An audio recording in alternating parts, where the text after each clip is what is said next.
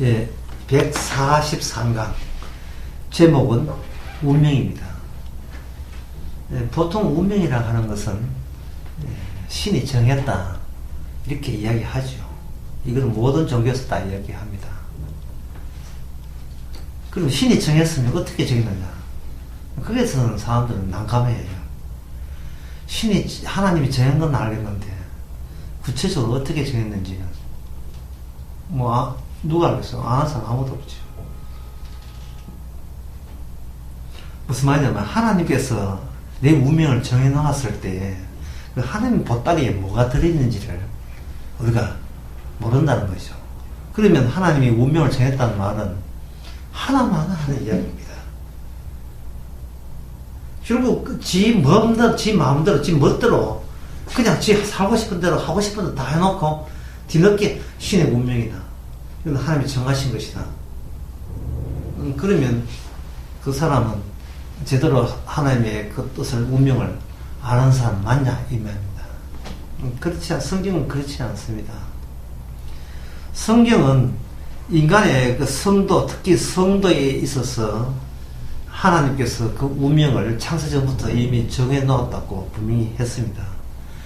정해놓은 것만 이야기하는 것이 아니고 그 정해진 것이 그 사람의 실생활 속에서 어떤 식으로 표출되고 표현되는 것까지도 하나님께서는 알려주십니다. 그 한 가지 예가 창세기 27장에 보면 나옵니다.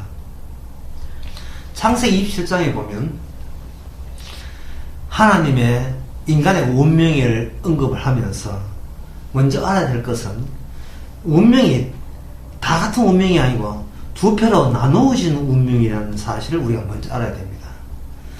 인구가 60억 된다면 그 60억이 60개의 운명이 아니고 2개의 운명으로 패가 갈립니다. 한쪽은 저주받아야 될 운명이고 한쪽은 복받아야 될 운명입니다. 그냥 저주받는 운명이 아니고 저주받아야 될 운명이고 복받는 운명이 아니고 복받아야 될 운명입니다. 그러면 제가 이런 이야기 하면 누구든지 나는 저주 편에 쓰지 않고 복받을 편에 쓰고 싶어요 라고 할 겁니다. 괴한 욕심들이 이제 발동을 하죠.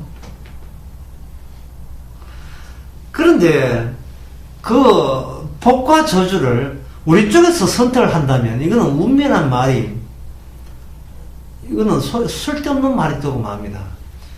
어떤 정도가 되었냐 하면 네가 복 받고자 노력하여도 너 저주받아야 돼. 이게 바로 운명답게 되는 것이고, 나는 저주받고 싶어요. 나 저주받을 거야. 나쁜 짓에서 저주받을 거야 하더라도 아니야. 너는 복받아야 돼. 해야 이게 운명다운 겁니다. 아버지 이삭이 에서와 야곱에게, 두 아들에게 하나의 이벤트를 벌리죠. 별미를 내가 좋아하는 맛있는 별미를 가져오는 선착순입니다. 먼저 가져온 아들에게 내가 축복을 하고, 그 축복을 그것도 독점적으로 다 먹습니다. 몽땅 다 가게 만드는 그런 이벤트를 벌였습니다. 물론 그 이벤트는 하나님의 지시에 의해서 되는 거죠. 나누어주지를 않습니다. 복을 반반 나눠주는 것이 아니고 한 사람이 다 가져가는 거예요. 그렇게 했을 때에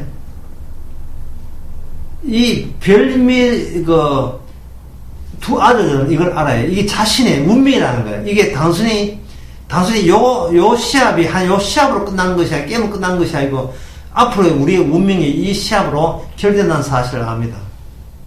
그런데 그 아버지의 뉘앙스를 들어보면 이거는 아버지가 일방적으로 큰아들 되는 에서에게 모든 복을 전부 다 밀어주는 그러한 출제 문제가 이쪽에 유리하도록 100% 큰아들을 가도록 그런 문제를 전부 다 준 거죠. 그러니까 큰아들은 이거는 사실은 이 시험은 형식에 불과하다. 처음부터 아버지의 마음속에는 나의 모든 복은 너가 가져야 돼. 이미 그걸 이미 확정된 것을 그냥 형식으로만 그렇게 별명 갖다 바쳐라 하는 식으로 다 일이 결정된 걸로 그렇게 생각한 겁니다. 이런 운명이 자기가 바뀌시라고는 생각하지 않았죠. 누가 무리수를 두느냐 하면 바로 동생이 형에게 이미 아버지의 마음은 형에게 기울어지는 걸 뻔히 알면서도 동생이 무리수를 둡니다. 이 축복을 자기가 가로채겠다는 그러한 희한한 발상을 합니다. 이미 조건은 별미를 갖다 바쳐라. 근데 이 별미 갖다 바친다고 복 주는 게 아닙니다. 왜냐 아버지의 마음이 굳어졌어요, 형한테. 그래서 아버지는 별미를 줬느냐가 문제가 아니고 네가 형 맞냐 아니면 동생이냐 그걸 확인해서 복을 거기다가 쏟아부으려고 한 겁니다. 왜냐 아버지는 지금 눈이 어두워서 목소리만 청각을 가지고 판단을 해야 되기 때문에.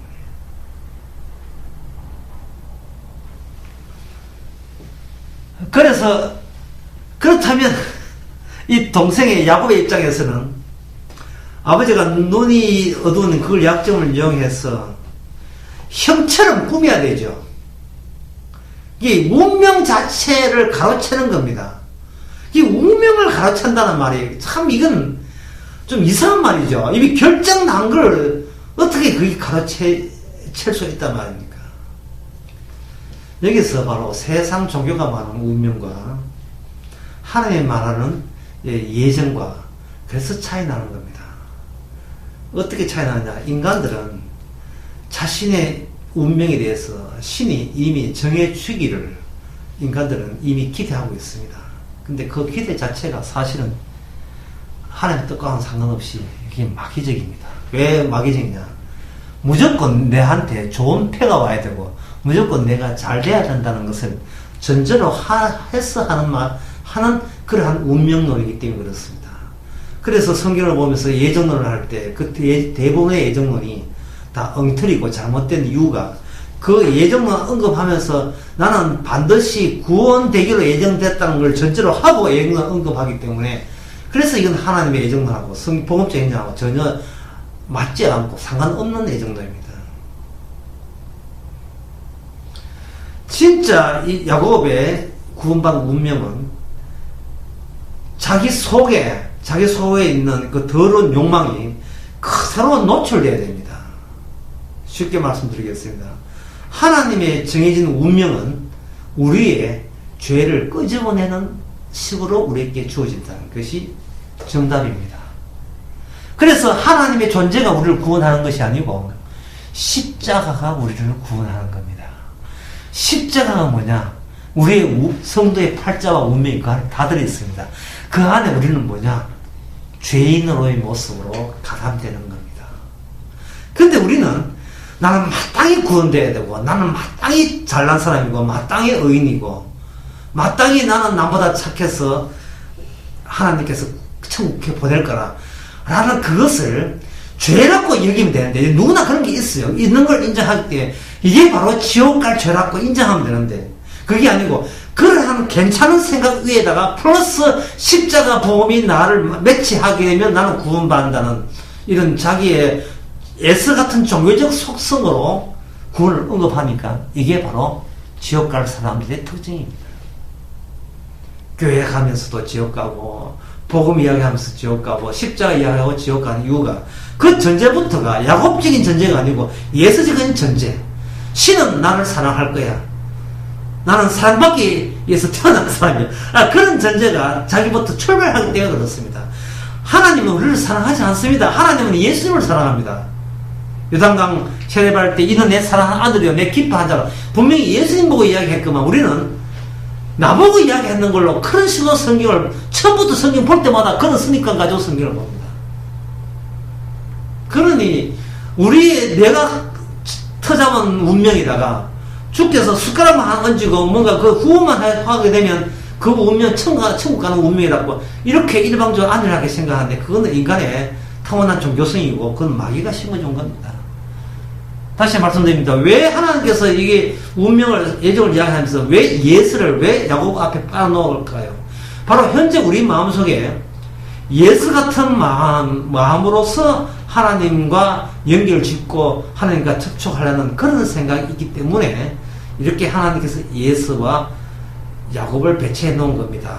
더구나 축복을 준다는 그 이삭이 전적으로 야곱 편이 아니고, 야곱은 아예 축복 꿈도 못 꿔요. 전부 다 예수 크나게 다 믿어줬다는 것을 이미 우리가 익히 안다면 하나님의 진짜 예정은 우리로 하여금 전적으로 우리를 죄 만들고, 너 같은 인간은 천국에는 엄두로 갈 필요 없는 지옥 가야 마땅함이란 그 사실을 우리 속에 집어넣음으로 말미암아 그 사실을 영원히 유지하는 그것이 생명의 핵이 되는 겁니다. 십자가 안에서 우리는 전적으로 죄인인 것을 밝혀지기 때문에 우리 안에 십자가 안에서 죄인인 것을 영원히 유지하는 한 우리는 영생 받은 사람입니다.